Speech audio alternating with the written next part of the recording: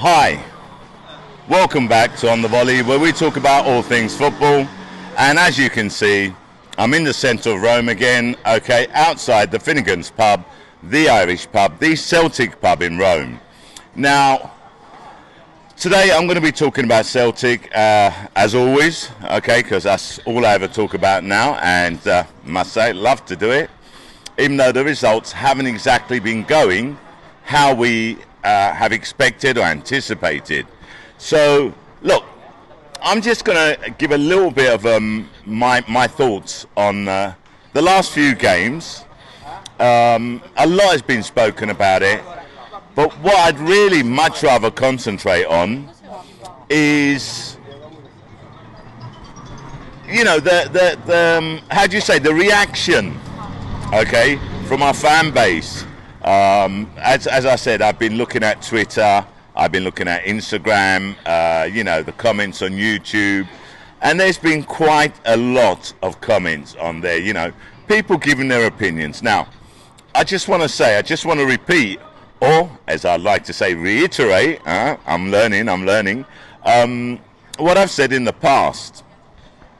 Everyone is entitled to their opinion, and I'm not going to criticize anybody's opinion, but as I've always said, I'm going to give my opinion. I'm going to say what I think, which will probably agree with some of the opinions, and disagree with others.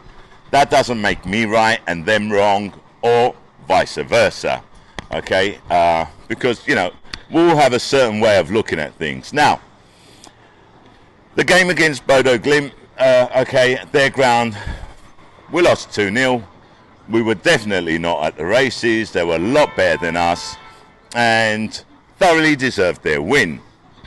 But to be totally honest, I, for one, was glad that we're out of that competition, because we saw what happened on Sunday. I think that competition took a lot out of our players, and we were really, really flat. We went away to Easter Road, played against Hibs, and it ends up 0-0, and to be totally honest, the game was very, very flat. One thing that has been a constant in the last few games, the games against Bodo Glimt, the game against Raith Rovers, the first half especially, and the game against Hibs, misplacing our passes, we can't seem to pass the ball with precision and accuracy. Maida got a lot of criticism, especially after the Hibs game, which I felt was undeserved. Because let's not forget, he scored 4 goals, The guy's still adapting. His strength is his pace and scoring goals. He's not going to score every opportunity that he gets. We know that. But then we have to create the opportunity for him to have a chance to score. And recently, we've been overhitting the passes, and, Maida, as fast as he is, some of the passes that have been put through to him up front, there's no way he was getting to. No way. I don't think Usain Bolt would have got to it, and that boy can run. So I think we need to lay off Maida. I don't think we shouldn't be criticising him as much as the criticism that he's had recently. Look, we've been disappointed with our results. I had said in a previous podcast that I'm quite sure that them lot down the road would drop points, and we would probably drop points. It was bound to happen. We didn't play well. We dropped points. There was a lot of criticism. Everyone thought that them lot down the road were going to beat Motherwell. They were 2-0 up. They ended up drawing 2-2. And what I would like to say on behalf of the Celtic supporters, thank you to the Motherwell goalkeeper, because he pulled out some outstanding saves, and if it wasn't for him, they probably would have won. Let's not forget they scored 2 goals, which was offside and was deemed offside. I believe correctly so. But then again, I didn't see the match all I saw was the highlights, and they didn't really give you the correct angle. So I'm not going to come out here and say that yes, it was 100% offside or it wasn't. I can just judge by what I saw, and I like to be objective. So were we lucky? Yeah, I suppose so. I suppose we were lucky. I mean, we still would have been 1 point ahead, even if, you know, them lot down the road had won. They didn't, so we're still 3 points ahead, okay? They've given us a chance. Now, I personally believe that being in Europe, okay, has taken out of us, okay? The travelling, playing on a synthetic pitch, the Arctic ice weather over there, the training which these guys go through with Ange. I mean, Ange himself turned around and said that the training is very, very demanding. Playing football, playing Ange ball, how he expects it to be played, is very, very demanding. So, I mean, one of the comments I saw, I can't remember which site it was on, question the team that have the responsibility of conditioning, okay, the conditioning of the players. Now, again, I'm not going to comment, I don't know. It's obviously something which needs to be improved because, again, as I said, we were flat against Hibs, yeah? I think going on to expectations, okay, are we expecting too much from our players? Let's be honest. We've been spoiled, okay, this season. If you go back to the beginning of the season, if you go back to the fan base, and you question the fan base at the beginning of the season, I question all my boys as well. I asked them their opinion. And I said, what are your expectations this season for us? And practically every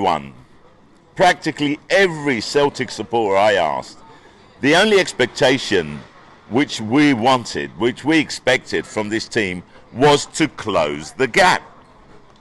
Because let's not forget, they won the league with a 25-point difference last season. So we just wanted the gap closed. I'll be honest with you, I expected more. But I expected more because I researched Ange, okay? And having researched Ange, my expectations grew, okay? I expected a lot more. I expected us to be challenging. Did I expect us to be top of the league at this time of the season? Absolutely not. But I did expect us to be challenging. Did I expect us to have a trophy in the trophy cabinet? Yes. I actually believe that we could win at least one trophy. Did I expect us to do well in Europe? No. No, how could you expect it? If you look at what he started off with, I think our foray into Europe, we've learned a lot from there, I think. I think the fact that, we're missing Kyogo has played a major part as well. We're missing Turnbull as well. Let's not forget that, yeah? And I think the fact that Kyogo's missing, when he comes back in, will change things. Is Ange going to let some players go? I believe so at the end of the season. Do we need to bring some more players in? Because if you look at the bench on Sunday, he didn't really have that much choice. Gigi was out, but then Gigi was ill. I didn't know that until, the team came out. One substitute was made by Ange, and that's not like him. But then, he didn't really have much to call on. I am surprised about one thing, yeah? Karamoko Dembele has been on the bench the last 2 times.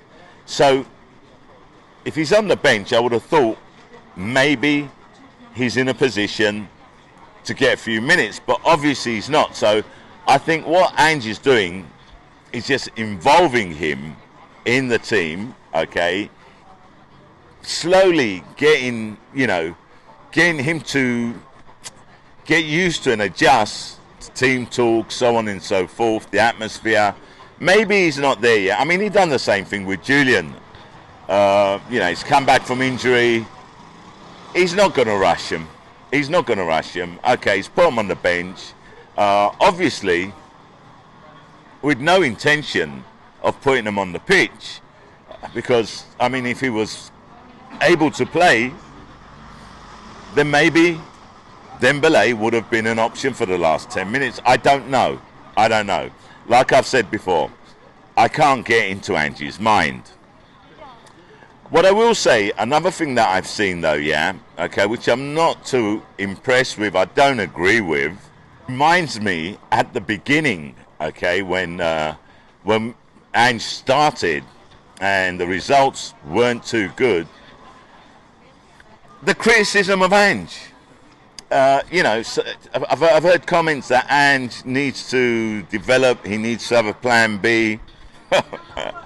Ange has got a plan B. I'll tell you what his plan B is. Ange's plan B is plan A. Okay, that's it. Ange's plan C is plan A. He has one way to play, okay, and that is it. He said it. He's said it in his pressers, okay, right? The journalists keep asking him the same question. He's repeated his answers on numerous occasions. I mean, it is what it is, okay? Get used to it is what I say, and have faith in it. Because let's be honest, okay? I think we're spoiled. I think this season we've been spoiled. Let's put it that way, yeah?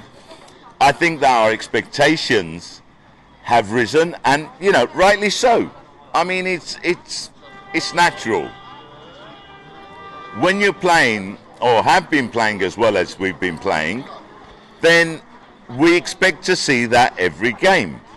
Unfortunately, that's not the case. Look, we got St Mirren at home next, and to be totally honest, okay, I expect to win. I don't think it'll be easy. St Mirren have improved recently. They seem to have got their act together. But we're at home, okay?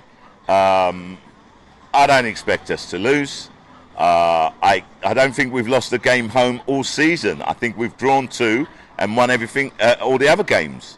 And I believe we've only let in, 4 goals at home this season?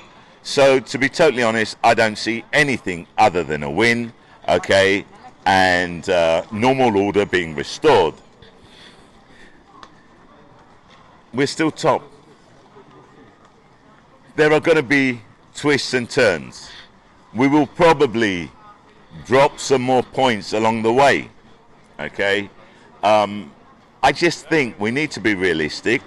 I think we need to remember, okay, what Ange asked us when he first started this adventure with us, yeah? When he first became the manager of Celtic, Ange turned around and said, okay, he asked us, he said, look, do not judge me on this season. Judge me on my second season. Once I manage to, resolve the problems, okay, once he's managed to sort out and instill his method of play. So I personally believe, hold on a second, like I said, centre of Rome, always something going on, okay, loads of tourists passing, good to see. It means that, we're maybe getting back to normal, but then, hey, who knows? You got what's happening with Russia and Ukraine and what effect that's going to have on the world. Who knows? We don't talk about politics here, yeah, so I just hope that everything goes in the right way and we get back to normal sooner or later, because we have had like 3 really bad years so far and it just seems to be going on. But anyway, let's get back to football, yeah? So I don't think Ange should be judged, okay? And if you are going to Ange judge, it should only be positively.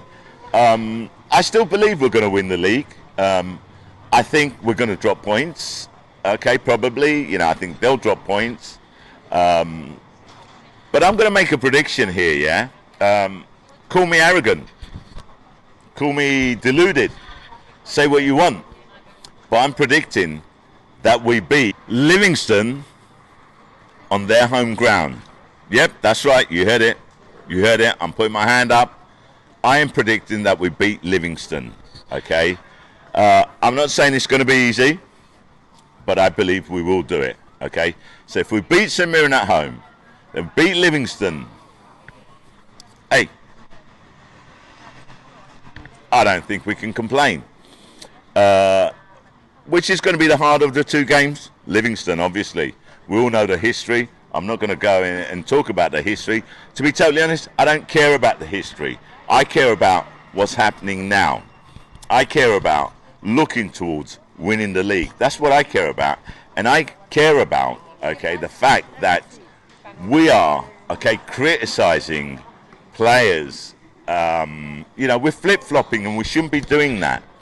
Maida's been criticised too early. And we've already had examples of that, yeah?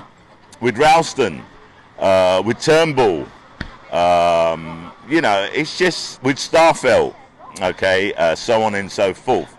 I just believe that we should give these players time, especially players that need time to adapt, like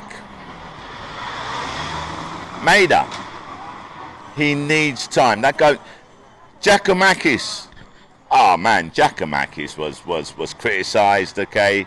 Then he scores a hat-trick, okay, right. All of a sudden, okay, the boy's a star, okay, and, we need him, we missed him yesterday. Of course we missed him. Of course we missed Giacomakis. I mean, it goes without saying, okay. He's a terror in the defence of the opposition. He opens and creates spaces for other players. And he can score goals, So let's lay off the criticism of our players.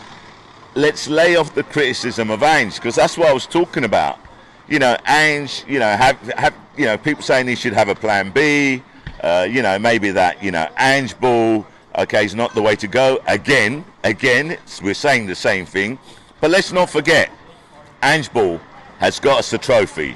Ange ball has got us to the top of the Premier League so far. Okay, I think people forget that. And we shouldn't be forgetting that. We're out of the Europa League, Europa Conference League, sorry. And to be totally honest, I'm okay with that. Okay, I want the league, and then I want Champions League next season. And I believe that we'll be ready, okay, for the Champions League. I'm not saying we're going to win it. Okay. But I do believe that you'll see a different Celtic. I do believe, okay, right, that we will have learned from our mistakes.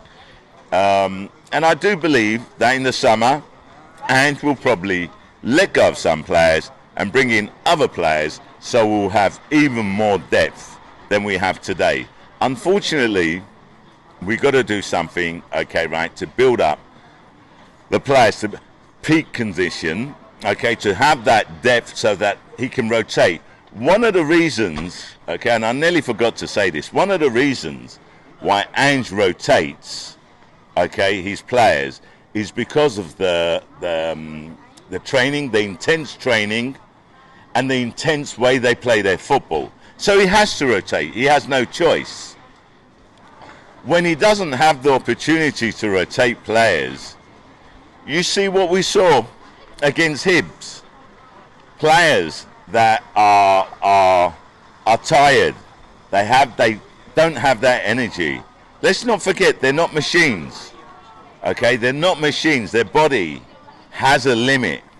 Okay, and when you're playing Ange Postecoglou's way of football, when you're playing Ange ball, you need to be at peak fitness, but you also need some time for your body to recover. That's why he rotates. I've heard people say, oh, you should play your best 11 every single game. The players would burn out the way Ange wants to play. So he needs the right players, the right depth, okay, players to come in, okay, so that he can keep rotating his players and keeping them fresh. And I'll tell you something else, okay, right? we're getting there. Kyogo comes back, Turnbull comes back, you know, a couple more acquisitions in the summer.